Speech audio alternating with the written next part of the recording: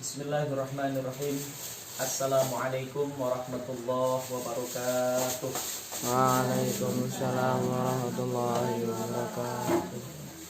Innal hamdalillah nahmaduhu wa nasta'inuhu wa nastaghfiruh wa na'udzu billahi min shururi anfusina wa min sayyiati a'malina.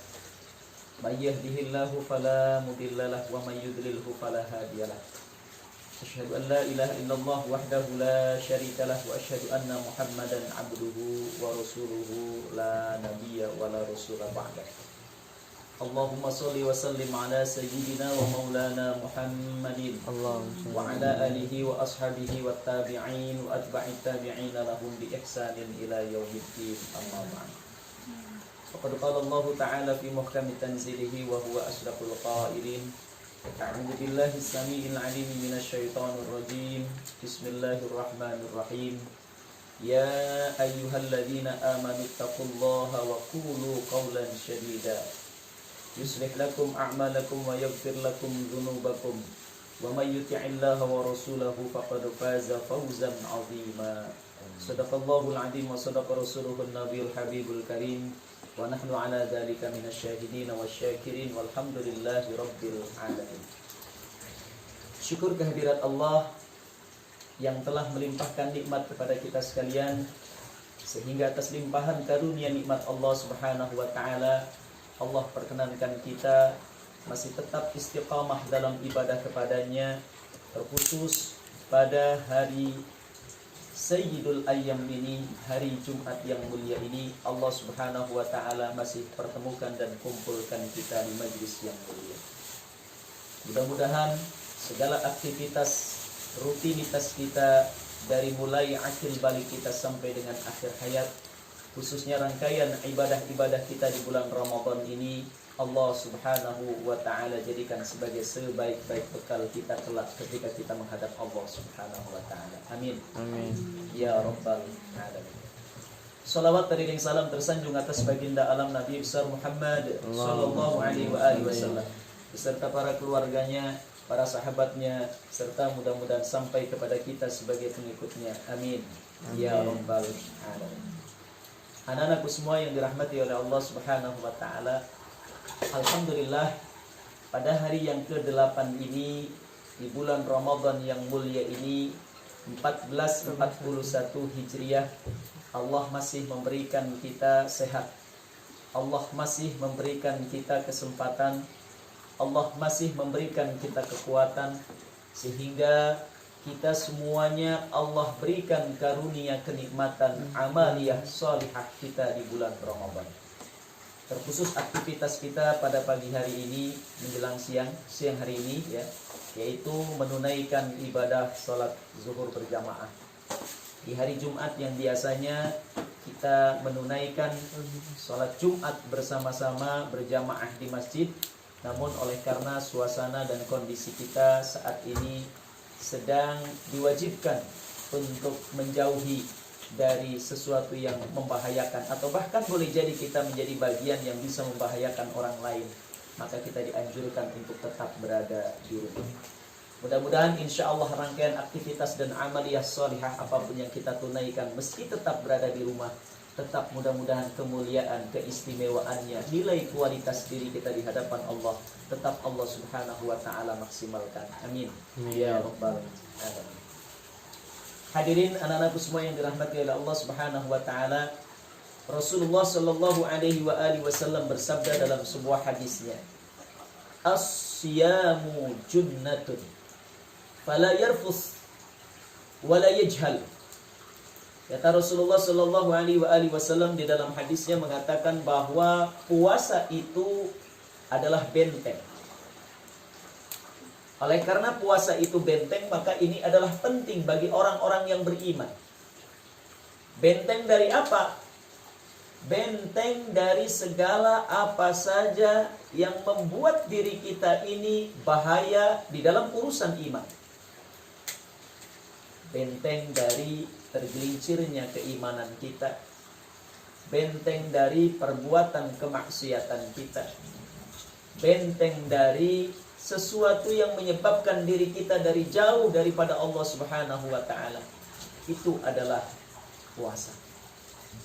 Maka puasa ini akan menjadi benteng. Ada syaratnya 2 kata Rasulullah.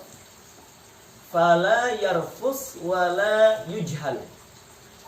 Syaratnya benteng, syaratnya puasa ini menjadi benteng, syaratnya harus ada 2 yang harus ada pada diri kita terhadap puasa yang kita jalani selama ini, khususnya puasa di bulan Ramadan. Apa? Yang pertama, syaratnya puasa akan menjadi benteng buat diri kita dalam kehidupan kita bagi orang-orang yang beriman apabila kita tidak melakukan 2 hal.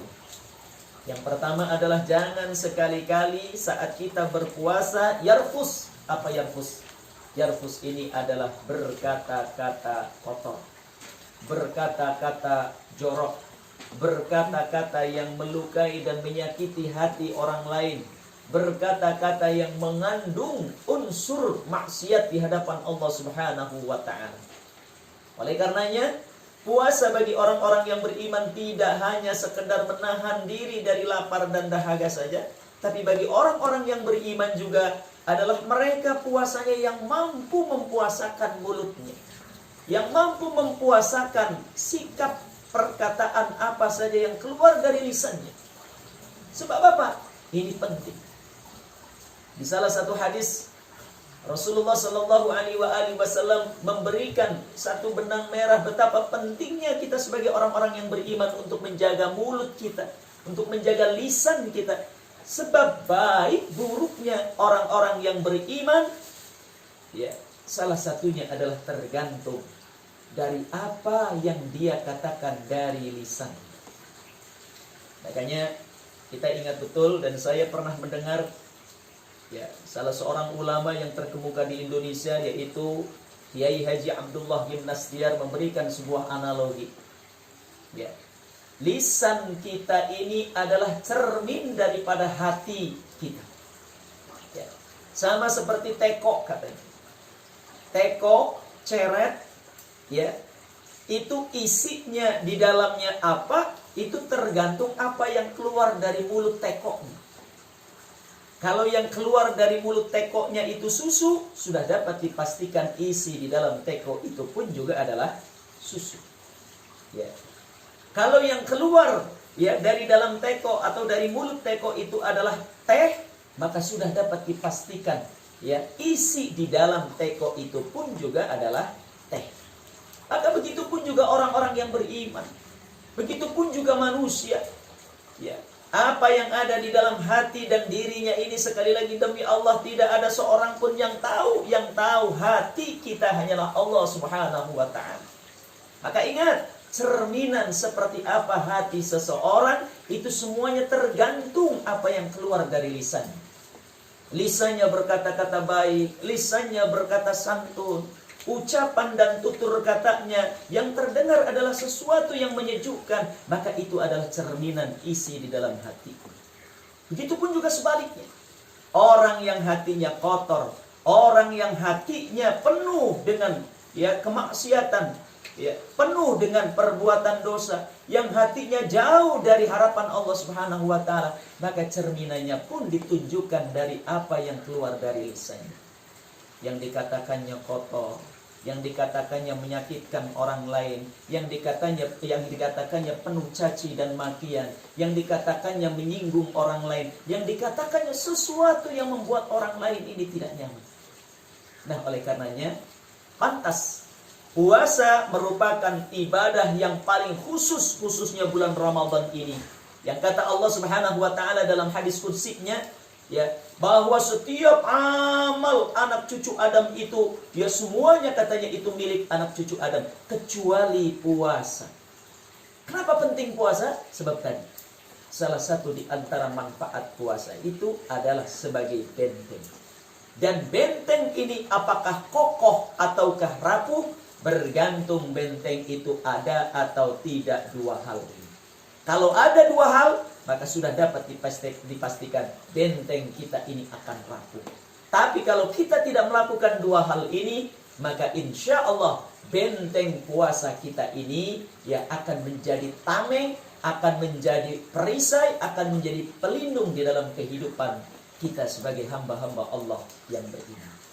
Jadi sekali lagi kata kuncinya tadi apa? puasa akan menjadi tameng, puasa akan menjadi benteng, puasa akan menjadi pelindung kita kalau kita menghindari sesuatu yang kotor yang terlontar dari lisan kita.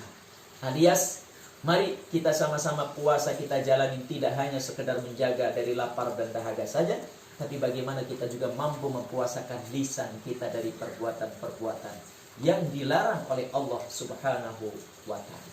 Itu yang pertama. Kemudian yang kedua, kata Rasulullah sallallahu alaihi wasallam, puasa akan menjadi benteng, syaratnya wala yujhal, kata Rasulullah. Selain lisan kita ini jangan berkata-kata kotor, maka yang kedua syaratnya puasa akan menjadi benteng kita, ya, apabila kita tidak melakukan perbuatan-perbuatan yang sia-sia, perbuatan-perbuatan yang tidak penting. Ingat nih, kata-katanya wala yujhal yang artinya adalah hindari orang yang berpuasa itu berbuat sesuatu yang sia-sia. Perbuatan yang sia-sia saja ini menjadi satu kerapuhan dari benteng kita, dari perisai kita. Apakah lagi kalau puasa yang kita jalanin, hari-hari di bulan Ramadan yang kita jalanin, untuk lalu kemudian kita mengerjakan sesuatu yang membuat Allah dan Rasulnya murka terhadap kita, alias perbuatan-perbuatan maksiat yang sia-sia saja harus dihindari sebagai kekuatan benteng kita, sebagai kekuatan perisai kita. Apalagi kalau kemudian kita melakukan lebih daripada sesuatu hal yang sia-sia, ya. Apa contohnya? Umpamanya kita melakukan hal-hal yang sifatnya itu maksiat, ya. Contohnya puasa, ya. Tapi kemudian, ya, seiring dengan kita pun juga melakukan puasa, ya, kita gitu ya, nonton sesuatu yang tidak ada manfaatnya, nonton sesuatu yang sifatnya maksiat, melihat ya sesuatu yang tidak harusnya kita lihat, ya. Maka tentu nih, ya, yang kedua ini tidak hanya sekadar satu batas aktivitas saja seperti lisan, tapi ini sifatnya umum, ya. Kalau sifatnya perbuatan, ya, wala yujhal, janganlah berbuat sesuatu yang sia-sia, maka ini sifatnya adalah selain daripada kata-kata. Apakah itu sikap, tindakan, perilaku, ya, yang dilakukan oleh mata kita, yang dilakukan oleh hidung kita, yang dilakukan oleh telinga kita, yang dilakukan oleh tangan kita, yang dilakukan oleh kaki kita. Ini yang harusnya kita hindari adalah satu perbuatan yang sia-sia. Apalagi perbuatan itu menuju ke arah kemaksiatan kepada Allah dan Rasul. Maka dua hal ini menjadi satu kesimpulan bagi kita. Setelah hari yang lalu Abi sampaikan kepada kalian peringkat-peringkat, ya, kata Imam Al-Ghazali dalam kitab Ihya Ulumuddinnya, ada 3 peringkatan, ya, ada 3 tingkatan orang yang berpuasa. Masih ingat? Apa saja yang pertama? Saumul awam. Saumul awam, yaitu puasanya orang Awam. orang awam atau orang yang pada umum. Yang kemudian yang kedua, Saumul khas. saumul khas, yaitu puasanya orang yang khusus. Ya, kemudian yang ketiga, Saumul khasil khas. saumul khasil khas, puasanya orang yang paling khusus. Siapa orang yang puasanya biasa saja atau orang awam? Orang yang hanya menahan Yaitu puasanya orang yang hanya sekedar mampu menahan lapar dan dahaga saja, tapi yang lain-lainnya nggak bisa ditahan, ya. Nah, maka inilah pentingnya ada satu kesinambungan antara apa yang Abi sampaikan kemarin dari maqalahnya Imam Al-Ghazali dalam kitabnya Ihya Ulumuddin dengan apa yang disampaikan oleh baginda Rasulullah Shallallahu Alaihi Wasallam. Tentu kalau secara peringkat, ya, di atas hadis. Tapi sebagai penjabarannya adalah apa yang kemarin disampaikan, ya, oleh Abi dari maqalahnya Imam Al-Ghazali, itulah prakteknya. Maka, ya, kesimpulan dari Abi yang akan Abi sampaikan pada siang hari ini, mari puasa kita sempurnakan. Ya, ternyata puasa tidak hanya sekedar mempuasakan kita dari makanan atau hal-hal yang dapat membatalkan puasa saja, tetapi juga bagaimana kita mampu. Yang pertama, jaga lisan kita, ya, dari perbuatan-perbuatan yang menyebabkan orang lain sakit. Kemudian yang kedua, jaga aktivitas amaliyah kita agar jangan sampai kita melakukan perbuatan-perbuatan yang sia-sia. Apalagi kita melakukan perbuatan-perbuatan dosa. Yang sia-sia pun juga harus kita hindari. Ya, contoh yang sia-sia itu termasuknya kata salah seorang ulama. Saya nonton drakor. Udah nangkut tuh. Nonton drakor. Ya. Atau ya yang lain, banyak lah ya yang sia-sia. Kalau umpamanya seisi Ramadan ini gitu ya, diisi sekalipun naumus shaim ibadah. Ya, tidurnya orang yang berpuasa itu ibadah, tapi kalau tidurnya dari mulai subuh bangun-bangun asar, contoh mamanya gitu. Sampai kemudian lewat sholat-sholatnya, ibadah-ibadahnya tidak dikerjakan, tilawatil Qur'annya tidak dikerjakan, maka boleh jadi itu pun juga termasuk perbuatan yang sia-sia. Ya, oleh karenanya pesan untuk kita semua, khususnya untuk diri saya pribadi, mari puasa tidak hanya sekedar menjaga perut dari apa-apa yang kita makan, ya, dari apa-apa yang kita minum, dari apa-apa yang memunculkan syahwat saja. Tapi bagaimana puasa menjadi benteng pribadi kita, benteng diri kita, agar kita mampu menahan dari apa yang kita katakan, ya, yang akan berbuat ya negatif kepada orang lain. Dan mari kita jaga perbuatan kita yang lain agar tidak mengerjakan yang sia-sia.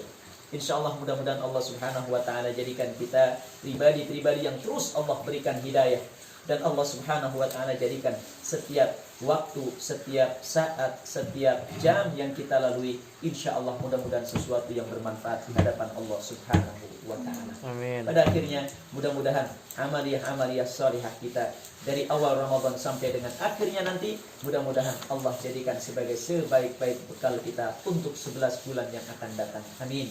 Ya rabbal alamin. Barakallahu li wa lakum fil Qur'anil azim wa nafa'ani wa iyyakum bima fihi minal ayati wa dzikril hakim. Taqabbalallahu minna wa minkum tilawatahu innahu huwas samiul alim, wastaghfiruhu innahu huwal ghafurur rahim.